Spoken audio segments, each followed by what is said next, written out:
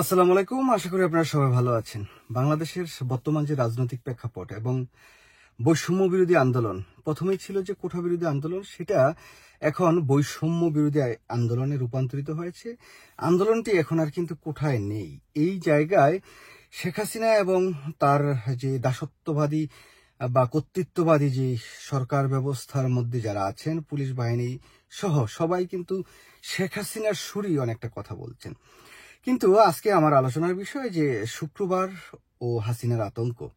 দেখুন, শুক্রবার নিয়ে কিন্তু হাসিনা চরমভাবে একটা আতঙ্কে আছেন। যে মুসল্লিরা ইতিমধ্যে একটা ডিক্লারেশন করেছেন যে শুক্রবারে এই যে আমাদের ছাত্র যুবক ভাইদেরকে যে নির্মমভাবে হত্যার শিকার করা হলো, তাদের বুকে যে নির্বিচারে গুলি করা হলো, যে তাজা রক্ত বেরিয়ে গেল তাদের বুক থেকে, তাদের প্রাণ বেরিয়ে গেল, তাদের উদ্দেশ্যে গায়েবানা জানাজা পড়া হবে সারা বাংলাদেশ ব্যাপী সকল মসজিদে, সকল জায়গায়।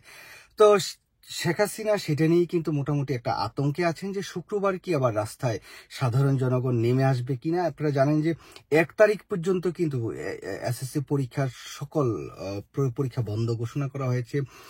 প্রাইমারি স্কুল তো অনির্দিষ্টকালের জন্য বন্ধ এবং ইউনিভার্সিটি, কলেজ সবকিছু কিন্তু বন্ধই রাখা হয়েছে।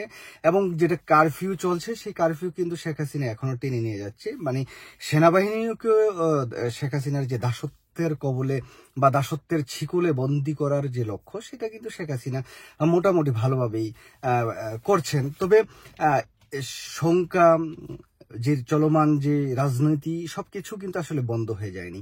আমাদের প্রিয় ডক্টর আলী রিয়াজ ভাইয়ের একটি কথা কিন্তু খুব মোটামুটি ভাইরাল হয়েছে, আপনারা অনেকেই দেখেছেন হয়তোবা। তিনি বলছেন যে মানুষের জীবনের চেয়ে বড় সম্পদ কোনটা। তিনি এটা বলে প্রশ্ন করেছেন যে এই যে এখন বিভিন্ন সম্পত্তি, যে বিভিন্ন প্রপার্টিজ গভর্নমেন্ট যেটা জ্বালানো হয়েছে বা অন্যান্য ভাঙচুর করা হয়েছে, এই বিষয়ে শেখ হাসিনার যে মায়া কান্না, সেই জায়গায় সরকারি চাকরিজীবীদের কাছে প্রশ্ন করেছেন, যে তাদেরকে বলেছেন যে আপনারা বাসায় যান, বাসায় যেয়ে আপনাদের সন্তানদেরকে বলুন যে একটি জীবনের চাইতে বড় সম্পদ আসলে আর কি। তার যে প্রিয় সন্তানটি আছে, সেই সন্তানটির যদি মৃত্যু হয় বা সন্তানটি যদি তার বাবার সামনে, তার পরিবারের কেউ সামনে নির্বিচারে গুলি করে যদি কেউ হত্যা করে, সেই হত্যা বড় হবে না তার সম্পত্তি একটা নষ্ট হয়ে গেলেও সেটা বড় হবে? তো এই প্রশ্নটি কিন্তু তিনি করেছেন। এই প্রশ্নের সদুত্তর আসলে শেখ হাসিনা আদৌ কখনো দিবেন কিনা আমি জানি না।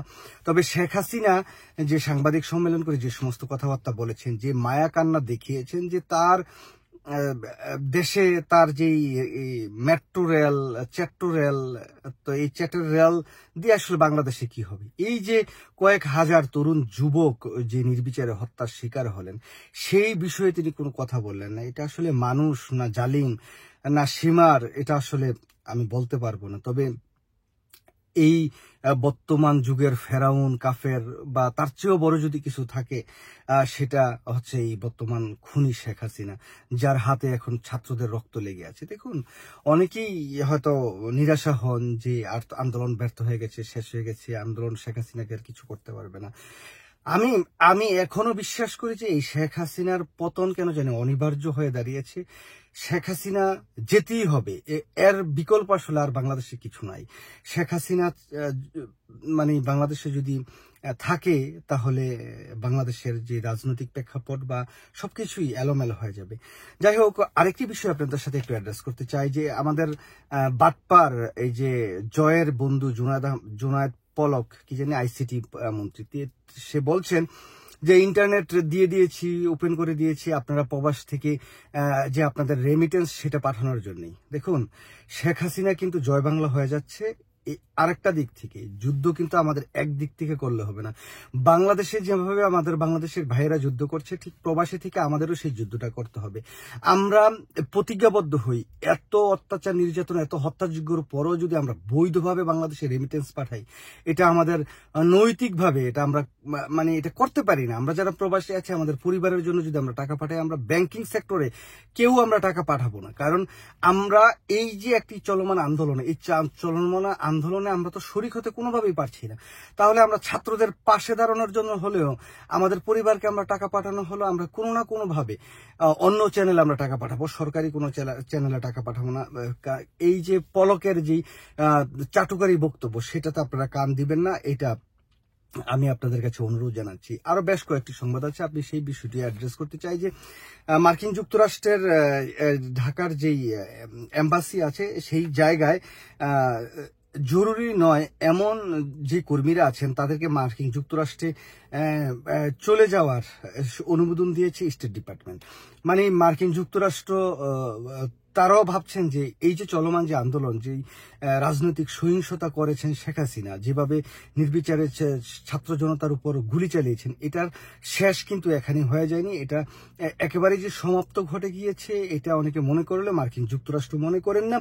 সেই জন্যই কিন্তু তাদের যেই কর্মীরা আছেন তাদেরকে বাংলাদেশ থেকে মার্কিন যুক্তরাষ্ট্রে নিয়ে যাওয়ার তারা ব্যবস্থা করছেন। অন্যদিকে বাংলাদেশের যে ছাত্র জনতার নিরাপত্তা ব্যবস্থার বা তাদের উপর যেই অত্যাচার, সেই বিষয়টি নিয়েও কিন্তু তারা উদ্বেগ প্রকাশ করেছে। দেখুন, মার্কিন যুক্তরাষ্ট্র নিয়ে অনেকেই অনেক কথা বলেন, অনেকেই তাদেরকে দোষারোপ করেন, কিন্তু মার্কিন যুক্তরাষ্ট্র চাইলেই তো বাংলাদেশে যে সামরিক কোনো হস্তক্ষেপ করতে পারেন না বা অন্য কোনো কর্মকাণ্ড করতে পারেন না। তো সেই জায়গায় তারা উদ্বেগ প্রকাশ করছেন, তারা তাদের জায়গা থেকে যেই যে কর্মকাণ্ড গ্রহণ করার কথা সেগুলো তো কিন্তু তারা করছেন। তো এখানে তাদেরকে আসলে সেভাবে দোষ দিয়ে লাভ নেই।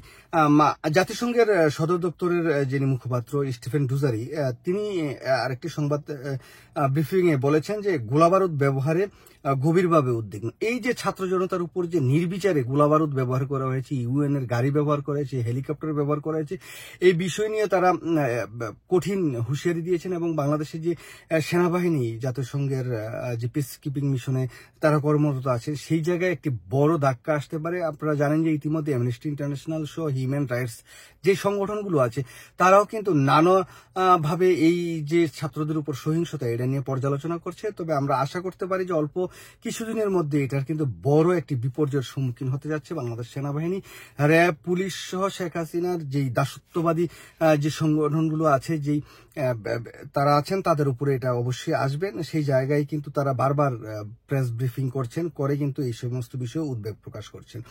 তো বৈষম্য নিরসনের ছাত্রদের আন্দোলনের বিরুদ্ধে ক্র্যাকডাউন, তদন্তের আহ্বান, এই যে যেই হত্যা করেছেন ছাত্রদের, এই জায়গায় কিন্তু মোটামুটি জাতিসংঘ এই যে ছাত্রদের উপর যে নির্বিচারে হত্যা, এটারও সঠিক তদন্তের দাবি করেছেন জাতিসংঘের পক্ষ থেকে। তো এরকম নানাবিধ বিষয়গুলো আছে। তো আমি আজকে সর্বশেষ আপনাদের বলতে চাই যে শুক্রবার যেহেতু পুরো বাংলাদেশ ব্যাপী প্রত্যেকটি মসজিদে গায়েবানা জানাজা হবে, এই গায়েবানা জানাজায় আপনারা সবাই স্বতঃস্ফূর্তভাবে সম্পৃক্ত থাকবেন। আমাদের আন্দোলনটি আবার রাজপথে নিয়ে যেতে হবে এবং সেই জায়গা থেকে আমি আশা করি যে আপনারা নামাজ শেষে, গায়েবানা নামাজ শেষে অন্ততপক্ষে রাজপথে একটি র্যালি করবেন বা একদম শান্তি সমাবেশের মতো আপনারা পায়ে হেঁটে পদযাত্রা করবেন। তো এই কর্মকাণ্ডগুলোর মধ্য দিয়েই কিন্তু আমাদের যে চলমান যে আন্দোলন সেটা আমরা এগিয়ে নিতে পারবো। তা না হলে কিন্তু আমি বারবার যে কথাটা বলতে চেষ্টা করছি যে এইবারের যে আন্দোলন, আমরা আজকে প্রথম আলোতে একটা রিপোর্ট দেখলাম, প্রায় 248 বা মানে 250 লোকের মতো তারা মোটামুটি অন্ধ হয়ে যাবেন, এরকম তাদের চোখে গুলি লেগেছে, চোখের বিভিন্ন সমস্যা। 400-রও অধিক লোক এই চিকিৎসা নিচ্ছেন এখনো চক্ষু হসপিটালে। শুধু তাই নয়, কিন্তু আমরা কিন্তু গুমের খবর পাচ্ছি। এই যে বৈষম্য বিরোধী ছাত্র আন্দোলনের যে সংগঠক যারা আছেন তাদেরকে গুম করে নিয়ে যাওয়া হচ্ছে এবং তাদেরকে চাপ দেওয়া হচ্ছে। তারা বর্তমান সময়ে বিভিন্ন পোস্টে তারা এই কথাগুলো বলছেন যে আমাদেরকে গুম করে নিয়ে যে আমাদের দিয়ে বিভিন্ন আন্দোলন বন্ধ করার যেই পদক্ষেপ সেগুলো করানোর চেষ্টা করা হচ্ছে। তো চলমান যে আন্দোলন সেটা শেষ হয়ে যায়নি। বৈষম্য বিরোধী ছাত্রদের যে আন্দোলন, সেটাও ছাত্ররা এই তাদের ভাইয়ের রক্তে রঞ্জিত রাজপথ মারিয়ে শেখ হাসিনার সাথে কিন্তু যে বৈঠকও করতে পারেন না বা এই সরকারের সাথে আপোষ করতে পারেন না, এটা তারা ক্লিয়ার করে দিয়েছেন। তো সেই জায়গা থেকে আমরা বলবো যে আপনারা জাতি, জনগণ যে জায়গায় আছেন, যেভাবেই আছেন না কেন, আপনারা এই ছাত্রদের পাশে থাকবেন, ছাত্রদের সঙ্গেই থাকবেন। রক্ত তো আমরা অনেক দিয়েছি, আমাদের আসলে আর কিছু দেওয়ার নাই, আমরা আর কি দিব? বাংলাদেশের জনগণ বা আমাদের ভাইয়েরা অনেক দিয়েছে, এভাবে প্রতিনিয়ত না দিয়ে একবারে যা করার তা সেটাই আমাদের করতে হবে। আমরা আশা করি যে আন্তর্জাতিকভাবে যেভাবে এটার যে কার্যক্রমগুলো চলছে, বা মার্কিন যুক্তরাষ্ট্রের সিনেটর বলুন, কংগ্রেসম্যান বলুন, তারা কিন্তু নানা জায়গায় তারা বিবৃতি দিচ্ছেন, নানা ভার্সিটির ছেলেরা স্টেট ডিপার্টমেন্টে স্মারকলিপি পাঠাচ্ছেন। তো আমরা এখন সার্বিকভাবে হয়তোবা কোনো সেরকম পদক্ষেপ দেখতে পাচ্ছি না, কিন্তু এই তারা কিন্তু একটা প্রসেসের মধ্যে আছে, এবং এই প্রসেস থেকে কিন্তু একটি ভালো ফলাফল আমরা পাবো বহির্বিশ্ব থেকে, এটা আমি নির্দ্বিধায় আপনাদের বলতে পারি। বহির্বিশ্ব বাংলাদেশের ছাত্র জনতার পক্ষেই থাকবে, এবং বাংলাদেশের আমি বিশ্বাস করি যে সকল জনতাও কিন্তু ছাত্রদের পক্ষে আছে। তো সেই জায়গা থেকে আপনারা যারা আছেন তারা ছাত্রদের উৎসাহিত করবেন। আমরা আশা করি যে আমাদের এই যে আন্দোলনটি আছে, এই আন্দোলনটি সফল হবে। এবং এই আবার সর্বশেষ বলতে চাই যে এই যে জুনায়েদ আহমেদ পলক, এই বাটপার যেই সাংবাদিকদের সাথে যে কথাগুলো বলেছেন যে প্রবাসীদের টাকা পাঠানোর জন্য ইন্টারনেট খুলে দিয়েছে, তার ইন্টারনেট খোলার দরকার নাই, বন্ধ করে দেয়, অসুবিধা নেই। কিন্তু আমরা প্রবাসী যারা আছি, আমরা বাংলাদেশের এই যে নির্যাতিত নিগৃহীত যে ছাত্র জনতা আছে, সেই ভাইদের পক্ষে দাঁড়াবো ইনশাল্লাহ। এবং আমরা বাংলাদেশে বৈধ পথে কেউ টাকা পাঠাবো না। এটা প্রবাসী যারা আছেন, অন্তত পক্ষে আওয়ামী কুত্তা লীগের পক্ষে যারা না আছেন, বা আওয়ামী লীগ কুত্তা লীগ যারা করেন কিন্তু তাদের ভিতরে মনুষ্যত্ববোধ একটু হলো আছে, তারা আমরা বাংলাদেশে কোনো বৈধ পথে রেমিটেন্স আর পাঠাবো না। এটা আমাদের চূড়ান্ত ফয়সালা, এটা আমরা চূড়ান্ত আমাদের ডিক্লারেশন। এর মধ্য দিয়েও কিন্তু শেখ হাসিনার যেই কর্তৃত্ববাদী শাসন, সৌর শাসন, সেটার সমাপ্তির একটি মানে ইতিবাচক কাজ করবে বলে আমি ব্যক্তিগতভাবে মনে করি। সবাই ভালো থাকবেন, সুস্থ থাকবেন, নিরাপদে থাকবেন। দেখা হবে নতুন কোনো ভিডিও নিয়ে। সে পর্যন্ত এখন করে বিদায় নিচ্ছি। আল্লাহ হাফেজ, আসসালামু আলাইকুম।